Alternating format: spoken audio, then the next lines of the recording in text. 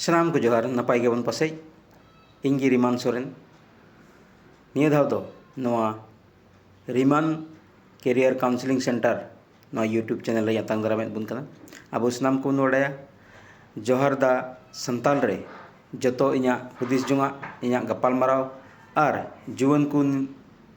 नियते ओकाटा भविष्य ते हुदिस एकाना को कथा को और गपाल माराव इंधो अगु बदा मेनखान वर्तमान समय रे जस्ती के जस्ती फेसबुक सावते यूट्यूब रे जथेष्ट यूथ को इनवॉल्व होना जथेष्ट स्टूडेंट को इनवॉल्व होना अकय दो ओनारे आया भविष्य को सेंद्रायेद कान अकय दो ओनारे आको कैरियर को सेंद्रायेद कान अकय दो ओनारे आको चेलकाते प्लेसमेंट को नामा उनका कथा को सेंद्रायेद कान ओना खातिर ते इᱧ हुदिस केदा जे इᱧा चलाव पारमेन दिन रे ओकाटा रिमान सोरेन आरएस यूट्यूब चैनल ताहे कान ओना दो फेराव कते बदल कते जाते जेमन जत्तो को यूथ्स को उसे को नाम दाड़ेयिन नेपाम दाड़ेयिन ओना खातिर ते रिमान कैरियर काउंसलिंग सेंटर इन ᱧᱩᱛᱩᱢ केदा और इन आसोआ नोआ रिमान कैरियर काउंसलिंग सेंटर खन जत्तो यूथ्स को आको भविष्य जत्तो यूथ्स को आको आसजना जत्तो भविष्य को यूथ्स को आको एक्सपेक्टेशन पूरा करते मिटन मौज कैरियर को बनाव दाड़िया और इन कुरुमुटुया नोआ से लेकाते ओना को जथात जथात जिनिस एम लय हटिंग बुन रिया विशेष कायते नोआ काउंसलिंग सेंटर खन अकय दो ड्रॉप आउट स्टूडेंट कान को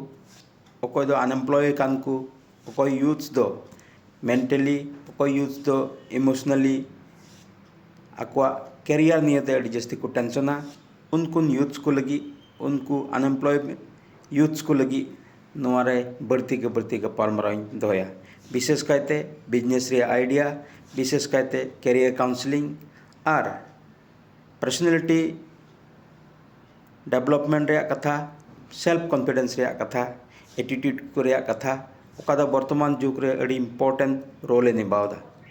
ओना खातिर ते सनाम को गोड़ो गपड़ो चेलका जोहार दा संताल रे मेना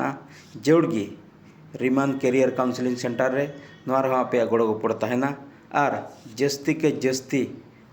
होड़ा विभिन्न आस आखा आकांक्षा को पूरा लगी इन कुरुमुटुया जतो होड़ा गोड़ो गपड़ो तहना और नोआ काउंसलिंग सेंटर रेया वीडियोस को नोआ काउंसलिंग सेंटर रेया टॉपिक को जेमन जतो हर बुन शेयर दाड़ी को नोआ रेया नोटिफिकेशन ऑन करते और नोआ शेयर रेया आइकन दबाव करते जतो को आसिन दोया मिटे मौज इफोर्ट एम दाड़ी बुना जय जय संताल जय जय जोहार।